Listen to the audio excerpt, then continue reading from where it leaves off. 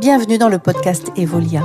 Je suis Valérie Varnet et je vous accompagne ici pour explorer l'essentiel, la relation à soi, aux autres et le chemin vers une vie plus apaisée, alignée et pleine de sens, au travail comme à la maison. Chaque épisode vous offre des outils simples, des idées concrètes et des clés pour transformer votre quotidien. Alors prenez une pause, respirez et commençons ensemble l'épisode du jour.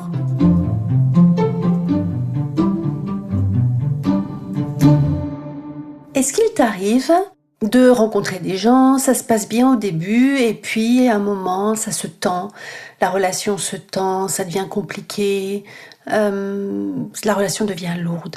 Ou est-ce que des fois, je ne sais pas moi, si je prends l'exemple des vacances de Noël, des retrouvailles familiales, tu les aimes, hein, tu l'aimes ta famille, mais ça devient un peu compliqué à l'approche des fêtes, tu te sens pas bien. Tu vas mal dormir et en fait tu sais pas ce qui se passe, mais tu es déjà tendu à l'intérieur. Ou alors, autre exemple, dans les relations amoureuses, au début c'est tout beau, tout nouveau, et puis petit à petit, ça va se tendre, ça va se compliquer, il va y avoir de plus en plus de friction. Qu'est-ce qui se passe? On veut tous être heureux, on veut tous que ça se passe bien, mais pourquoi au bout d'un moment les relations deviennent toxiques? Comment ça marche les relations? On va voir ça aujourd'hui. Donc, je suis Valérie Varnet et régulièrement, toutes les semaines, je donne des clés de compréhension et des outils pour mieux comprendre comment on fonctionne à l'intérieur et comment ça fonctionne avec les autres. Comment, en fait, on va pouvoir relationner et mettre en place des relations écologiques en conscience plutôt que de continuer à nourrir des relations toxiques. Parce qu'avec les relations toxiques, qu'est-ce qui se passe? Moi, je crois que l'autre est toxique pour moi, mais est-ce que je suis vraiment sûre de ne pas être toxique pour l'autre? Il est là l'enjeu. Donc, les relations humaines, comment ça marche? C'est fascinant. Parce que, en fait, donc ça fait plus de 30 ans que j'accompagne pas mal de personnes et à chaque fois, en discutant avec les personnes que j'accompagne, mais aussi moi, en prenant du recul par rapport à ma vie et à ma façon de fonctionner, je me rends compte que 95-98% des problèmes de stress, de tension que l'on rencontre, en fait, à l'origine, ce sont des problématiques de relations humaines. Et c'est fascinant parce que, en fait, tout ça, ça vient d'un verbe, relationner. Et relationner, on n'a pas appris à relationner. On n'a pas appris à relationner de façon écologique. On n'a pas appris à relationner de façon constructive, de façon positive, de façon à être heureux. Comment on est heureux? On n'a pas appris, on n'apprend pas ça à l'école. Et puis nos proches ne nous l'apprennent pas non plus. Donc, les relations humaines, si tu n'apprends pas à les nourrir, tu vas petit à petit les pourrir. Et ça, c'est fascinant. Alors, j'y vais un peu franco là aujourd'hui, mais c'est important parce que moi, sur le terrain, ce que je rencontre, c'est des personnes qui souffrent de relations toxiques et sans savoir comment s'en sortir. Donc, on va voir ça aujourd'hui. Donc, concrètement, ce qu'il faut savoir, c'est que les relations humaines, on se base beaucoup sur la communication, j'ai dit ça, mais j'ai pas dit ça, mais t'as compris ça. En fait, on va se baser sur les mots, sur le verbal qui est échangé. Or, donc ça c'est en PNL qu'on apprend ça, il y a eu des tests il y a très très longtemps, alors je vous donne les chiffres en gros, mais il faudrait refaire des études aujourd'hui. Les mots n'ont que 7% d'influence sur la communication. Tout le reste, 93%, ça passe dans l'impalpable. Donc le palpable, ce sont les mots, et l'impalpable, 93% nous échappent. Et donc, tous les enjeux relationnels inconscients, puisqu'impalpables, en fait, c'est dans cette boîte noire que toutes les relations humaines s'enveniment, parce que, en fait, comme on n'a pas appris à communiquer, on n'a pas appris à relationner, on ne sait pas comment s'y prendre, donc ça nous met sous stress. Et ce qui est super important de comprendre, c'est que quand on est sous stress, tous les êtres humains sur Terre fonctionnent comme ça depuis la nuit des temps, quelle que soit la culture, quel que soit le genre, quel que soit l'environnement dans lequel je vis, si je vis dans un pays en paix ou un pays en guerre, de toutes les façons, quand je suis sous stress, quand l'être humain est sous stress, c'est plus lui qui pilote, c'est plus lui qui gère l'information. C'est son cerveau archaïque qui prend le lead, qui prend le volant. Et moi, ce cerveau archaïque, je l'appelle le Cro-Magnon. tout simplement parce que un jour j'ai dit mais c'est Cro-Magnon qui parle, et puis ça a parlé à la personne, et le fait de dire Cro-Magnon, ça a déclenché quelque chose qui fait que la personne a ouvert les yeux sur son comportement et sur la toxicité qu'elle mettait dans la relation à l'autre, alors que elle venait me voir parce qu'elle avait un problème avec l'autre. Et ce qui est vraiment important de savoir, c'est que ton Cro-Magnon, sa mission, c'est de te maintenir en vie pour que tu souffres pas. Donc en fait, lui, il va croire que un mot, en fait, il va des fois prendre pour une agression, pour une atteinte à ta sécurité, les mots que l'autre va dire. Or, l'autre, il est aussi dans son monde à lui, dans son monde intérieur à lui, avec son Cro-Magnon intérieur qui, lui, gère aussi pas mal de choses pour lui. C'est comme ça que des fois, tu vas être calme, tu vas être cool avec quelqu'un, et puis ce quelqu'un, en fait, va dire quelque chose, et puis toi, tu as la colère qui monte à l'intérieur. Et puis tu vas t'énerver et tout et tout. Et donc, à un moment, quand la colère elle monte, c'est déjà Cro-Magnon qui gère le truc. Donc Cro-Magnon, lui, comme sa mission, c'est de te maintenir en vie, en sécurité, il fait tout bien. Zéro remise en question, c'est jamais lui le problème, c'est toujours l'autre. Très important à comprendre. Pour ton Cro-Magnon, le problème, c'est l'autre. Et là, t'es foutu. T'es foutu pourquoi ?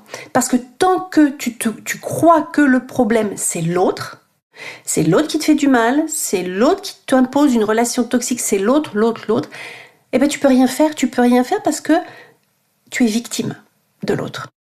Et ça, c'est vraiment important de le comprendre, que quand je crois ce que me raconte mon Cro-Magnon, que l'autre m'a mis en colère, m'a humilié, m'a abandonné, à l'intérieur de moi, sans le savoir, je suis dans une posture, dans une position de victime. Tout ça, ce sont les jeux psychologiques, donc victime, persécuteur, sauveur, le fameux triangle de Karpman qui a été le premier à le modéliser comme ça. Et moi, je vais plus loin parce que en fait, ça a été un point de départ. Et puis je me suis rendu compte que oui, mais c'est pas en sachant que le triangle de Karpman existe, que je sais comment moi me reprogrammer, comment moi sécuriser mon Cro-Magnon pour ne plus être happé dans ces relations qui, au bout du bout, deviennent toxiques. Donc en fait, ce qui se passe, c'est que sous stress, je le répète, c'est super important, sous stress, chaque être humain sur Terre, quel que soit son âge, quelle que soit sa culture, quel que soit son environnement, son Cro-Magnon prend la main. Et Cro-Magnon, lui, c'est blanc, noir. C'est t'es ami ou ennemi. T'es d'accord avec moi ou t'es pas d'accord avec moi. Je peux être en paix avec toi ou je pars en guerre. Donc, le cerveau, c'est un gros ordinateur. Comment ça marche ? Comment fonctionne le cerveau humain ? Le cerveau humain gère des milliers d'informations en même temps. Donc, comme il y a beaucoup d'informations et que je n'ai pas appris à relationner en conscience et en confiance, comme j'ai appris à conduire en conscience et en confiance, et c'est fascinant, le verbe relationner n'existe même pas dans le dictionnaire. Moi, quand je l'écris dans mes livres, parce que j'écris, c'est souligné en rouge, faute. Relationner, en fait, c'est là la clé. On n'a pas appris à relationner.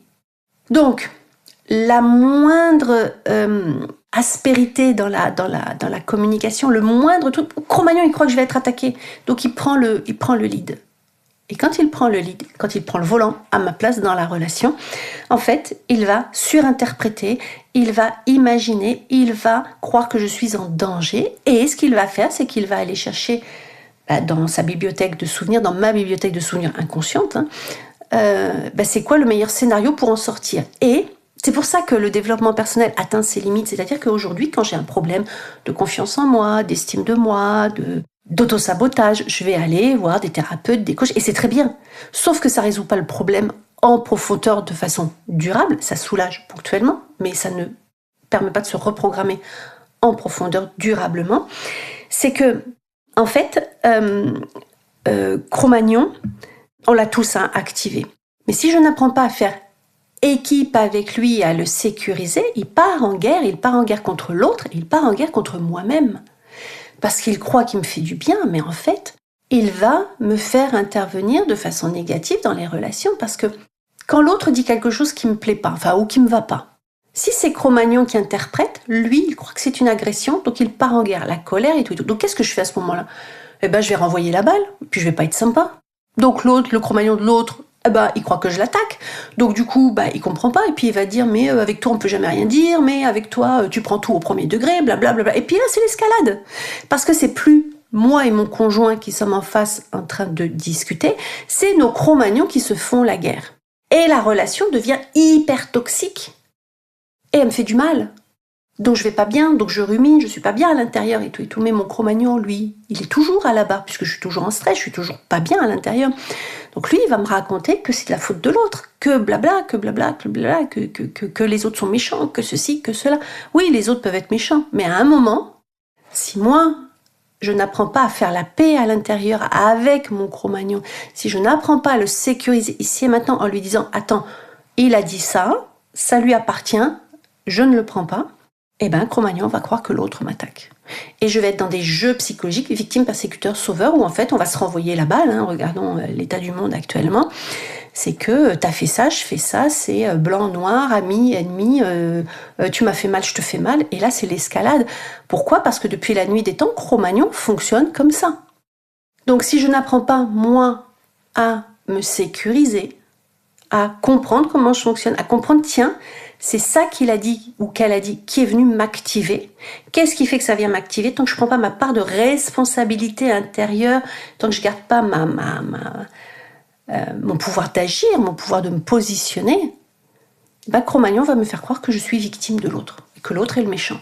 Sauf que Cro-Magnon, victime, persécuteur, sauveur, de victime intérieure, il va me faire passer à persécuteur extérieur parce que l'autre, je ne vais pas le louper. Je vais lui envoyer un truc, ça va lui faire bien mal. Donc Cro-Magnon, il est soulagé parce qu'il a répondu. Ben oui, mais moi, intérieurement, en fait, je me fais du mal à moi. Donc on parle beaucoup de relations toxiques extérieures, c'est super important, là, ce que je suis en train de dire. On parle beaucoup de relations toxiques extérieures, mais la première relation toxique que l'on a, c'est avec soi-même. Et ça, c'est super important de l'entendre. Parce que je ne sais pas à quel point je me fais du mal quand c'est mon Cro-Magnon qui me raconte des histoires. Moi, des fois, j'accompagne des personnes qui vivent des choses pas faciles, parce que je dois être honnête, depuis plus de 20 ans, 30 ans maintenant que j'accompagne, jamais personne n'est venu me voir en me disant « Valérie, je suis trop heureuse, ça va trop bien dans ma vie, coach-moi, accompagne-moi parce que je voudrais que ça soit un peu plus la merde. » Non, quand on vient me voir, et moi la première quand je vais me faire accompagner, c'est qu'il y a quelque chose qui va pas. Intérieurement, je me sens pas bien, j'ai un mal-être, j'ai du mal à être. Et en fait, moi, avec ma pratique, je me rends compte que quand je suis pas bien à l'intérieur, c'est pas moi qui suis pas bien, pour de vrai ici et maintenant, dans ma vraie vie, c'est moi intérieurement, il y a un décalage avec ce que je vis à l'extérieur, pour de vrai, qui fait que je vois les choses en négatif. Et quand je vois les choses en négatif, en fait, c'est mon Cro-Magnon qui est à la barre. Il est au volant. Et imagine, et c'est vraiment ça ce qui est important, c'est que personne ne veut être malheureux, personne ne veut faire du mal. Même quand j'accompagne en entreprise, quand il y a des tensions et que je regarde et que je discute avec les gens individuellement, tout le monde a envie que ça se passe bien, sauf qu'on n'a pas les outils. Donc, quand on n'est pas en présence de l'autre, on a envie que ça se passe bien, donc on peut parler et tout, mais dès qu'on est en présence de l'autre qui nous active, en fait, c'est Cro-Magnon qui part en guerre à ma place. Et c'est, je le dis encore beaucoup, mais c'est super important de comprendre que j'ai une part de responsabilité, j'ai un pouvoir d'action, j'ai le pouvoir d'améliorer les choses, j'ai le pouvoir de rendre les relations humaines plus, je vais parler d'écologie relationnelle, et les relations, de nourrir en conscience des relations humaines épanouissantes, écologiques, par rapport à des relations humaines toxiques, parce que les relations humaines toxiques, c'est pas vrai que je les subis. Cro-Magnon me dit que je les subis, mais je les nourris aussi. Donc c'est pour ça que je parle d'écologie relationnelle, c'est-à-dire que si tu n'apprends pas à relationner avec toi-même, si tu n'apprends pas à nourrir les relations, tu vas les pourrir et donc tu vas vivre des relations toxiques. Mais t'as ta part. En fait, Cro-Magnon te fait agir comme ça, mais tu peux améliorer les choses, tu peux apprendre à relationner en conscience et en confiance comme tu as appris à conduire en conscience et en confiance. Et c'est tout ce que je transmets. Donc vraiment, inscris-toi, abonne-toi, parce que toutes les semaines, je vais te donner des outils, des clés de compréhension pour que petit à petit, tu commences à être de mieux en mieux à l'intérieur de toi, parce que, encore une fois, la relation toxique la plus importante, qui a le plus d'impact sur toi, c'est la tienne de toi à toi. Ok ? Bye. L'épisode touche à sa fin, j'espère qu'il t'a inspiré. Garde ce qui résonne et teste à ton rythme, un pas à la fois. Et si ça t'a plu, bien sûr, like et partage autour de toi. À très bientôt pour la suite. Bye bye.